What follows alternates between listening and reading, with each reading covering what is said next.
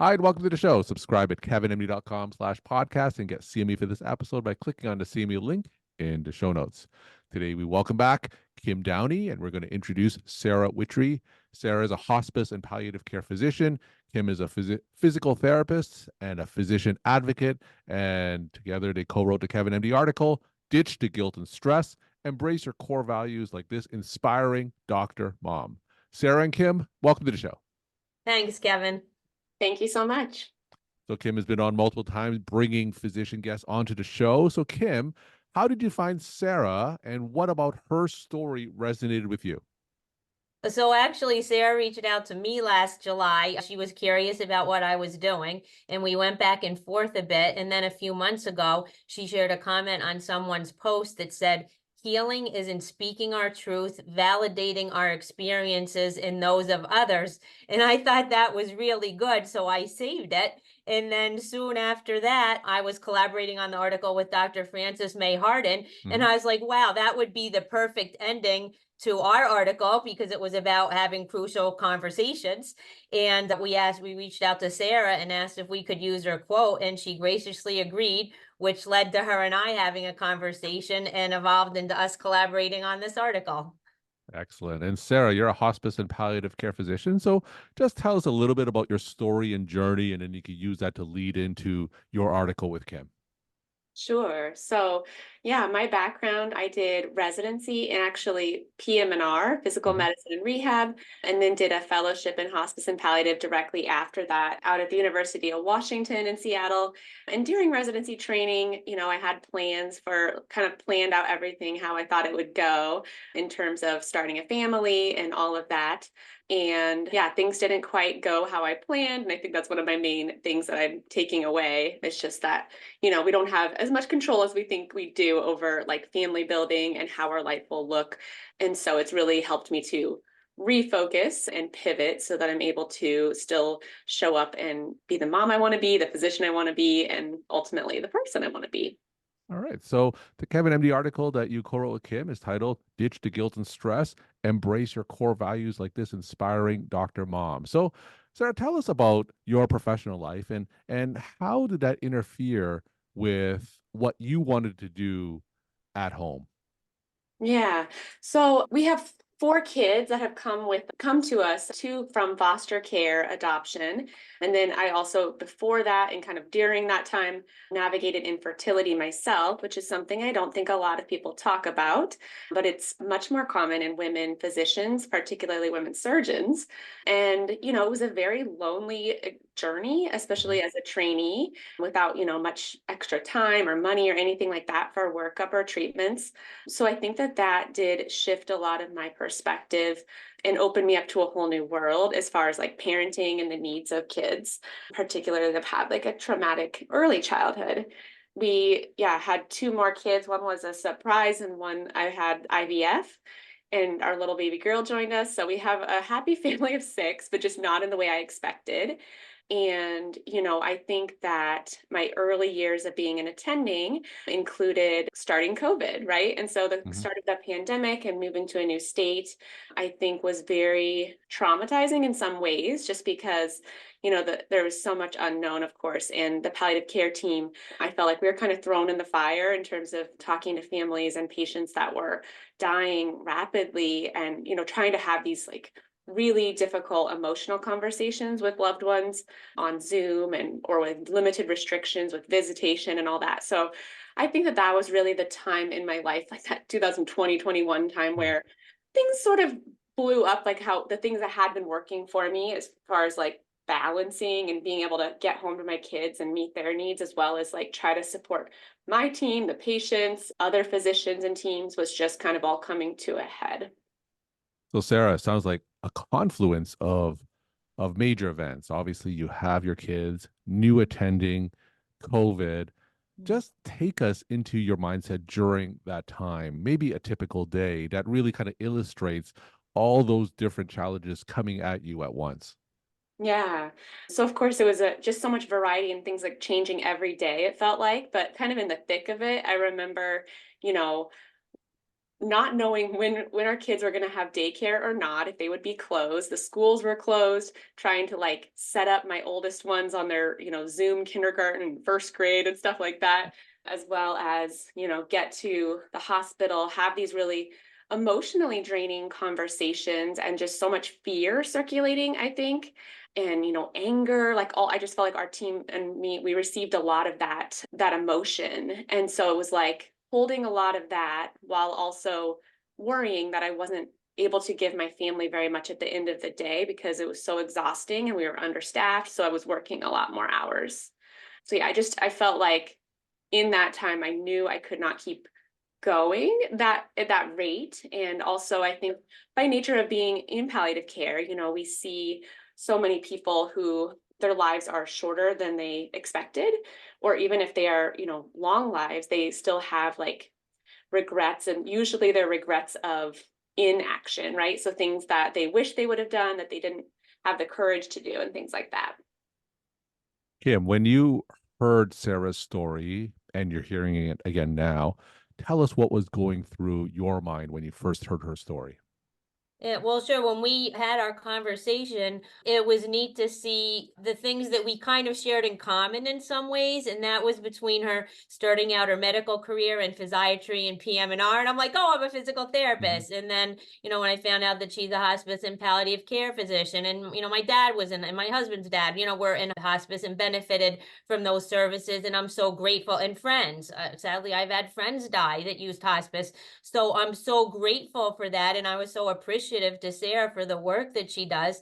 And then we also talked about that we've both actually had good experiences in being part of well-functioning teams. And I think even in, physiatry, like PT, OT, speech, like we're really good at collaborating. And I always loved my colleagues. And from the last job, we still get together and they still consider me, like part of their team in some ways. And that's beautiful. And then we've also both benefited tremendously through working with a physician coach, which we came to in very different ways. And then, when I also found out that Sarah was raising 4 kids and I only ever had 2. And then, and she's a physician, and she has a coaching business. I was like, oh my gosh, how do you have time to talk to me? And she just seems so calm that I was like, oh, I have to know more. And I understand, I hear over and over again how difficult things are for physician moms. So I thought if we collaborated on an article that she would really have a lot of wisdom to share that could help other busy physician moms. All right.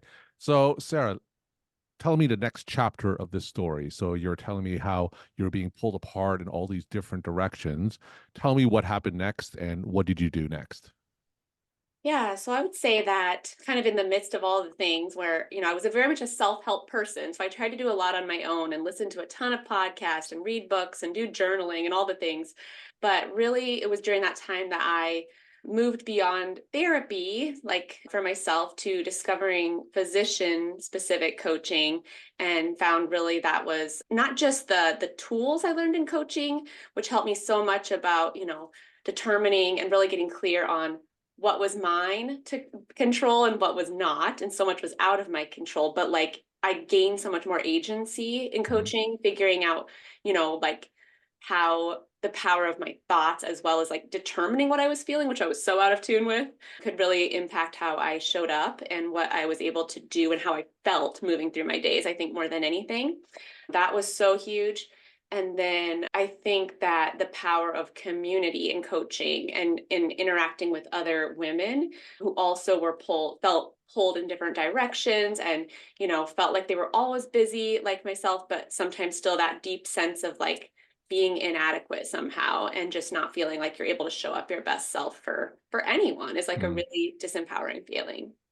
So, Sarah, you make the distinction between coaching and physician-specific coaching. So, tell us a little bit about that distinction and what is it about physician-specific coaching that specifically help you? Yeah, I mean, I think coaching is so becoming so big now, right? And there's so many different arenas that it can be helpful in for all different types of things like career and life coaching and business coaching and all the things.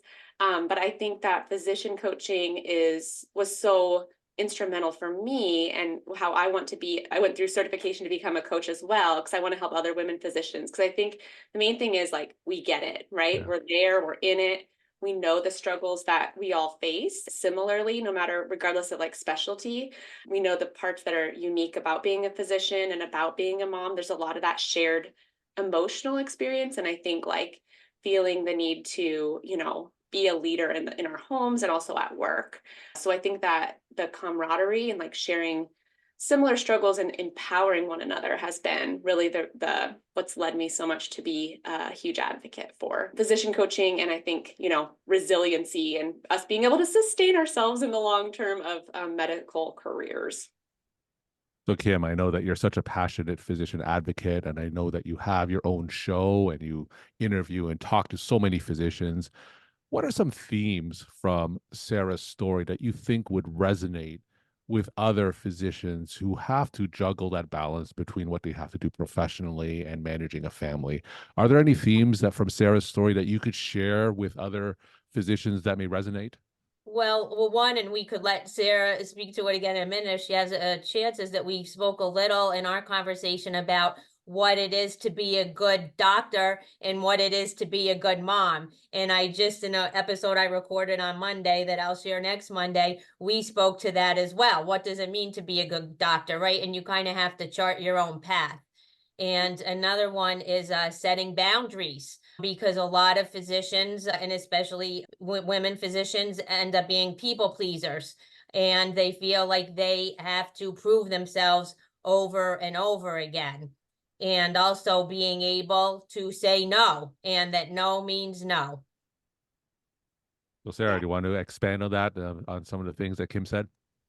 Yeah, I think those are all really, really good. I think things that I've learned that I like to impart upon other women physicians are just that, for better or worse, like no one is going to come save you. And I think I kind of hoped that that would happen for a while, but just being like really clear, and you have to allow yourself some time and space, right, away from all the noise. So however you can carve that out little bits at a time to really get clear on, where you're at, how your energy is being managed, right?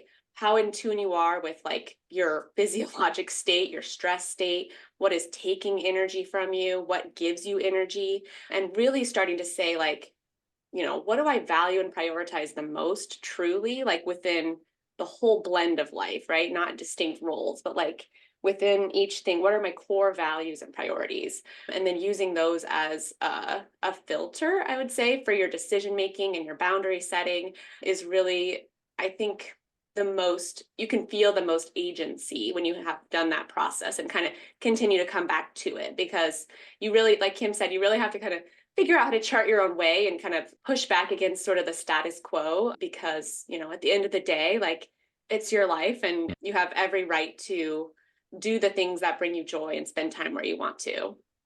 So a couple of themes that I see here: setting boundaries, saying no, sometimes pushing back against the status quo.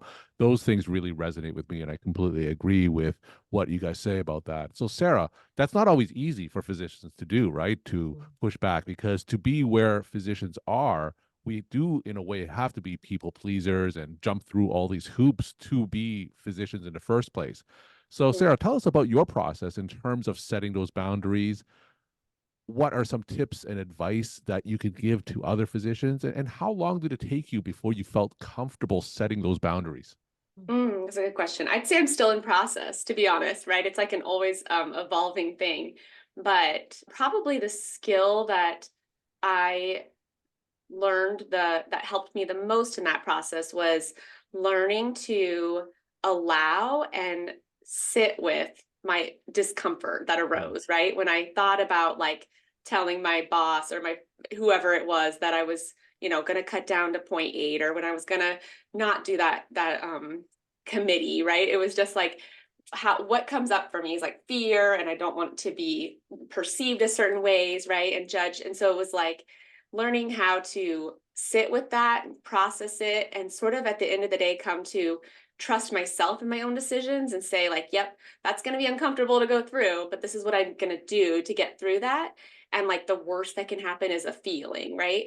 And so, yeah, sometimes people don't like boundaries, or they don't like you kind of saying, I don't, that's not what I want, or that's not in line with what I'm, wanting to prioritize. But I think that when you do it and the more you do it, you sort of get more confidence in the doing, right? You're still scared, but you're kind of doing it scared and letting that fear come along for the ride. We're talking to Sarah Witry and Kim Downey. Sarah is a hospice and palliative care physician. Kim is a physical therapist and physician advocate. We're talking about the Kevin MD article, Ditch the Guilt and Stress, Embrace Your Core Values Like This Inspiring Dr. Mom. Now I'm going to end with both of you just sharing some take-home messages to the Kevin MD audience. Kim, as always, we'll start with you. Okay, sure.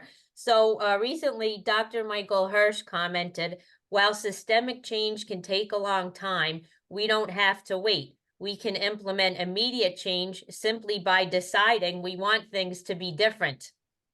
As we grow, change, set boundaries, and recognize intolerable behaviors, we force the systems we work in to change alongside us. And I think he's, living that. And I thought that was really, really powerful. And what I would add to that is if you're feeling dissatisfied, take a single step and try something different. So I thought I'd share a personal example that when I was going through cancer treatment and struggling with some things that had happened, I took advantage of some cancer center offerings, and it all added up to be incredibly helpful. From counseling sessions with a social worker to participation in a midweek mindfulness Zoom to some art offerings and writing groups to a grief yoga session and acupuncture. And no one thing will be the answer for most people, and no one of those things was the answer for me. And you will help yourself by reaching out to make true deep connections and by seeking support in whatever way resonates with you. And Sarah, we'll end with you. Your take-home messages to the Kevin MD audience. Sure. I guess specifically for women physicians, I just urge you to courageously invest in yourself, right? Take that bold step and recognize that it's going to feel messy and imperfect as you are sort of figuring out who you are as a unique human being and clarifying what matters to you, not letting anyone else tell you what that needs to be. And once you are clear on that and that process, then if you are able to align your life and your time, your energy, your schedule with those biggest priorities for you, then I feel that you're going to live in the most authentic way for you and have less regrets, down the road when you get towards the end of your life. Sarah and Kim, thank you so much for sharing your stories, time, and insight. And thanks again for coming on the show. Thanks. Thanks for having us, Kevin.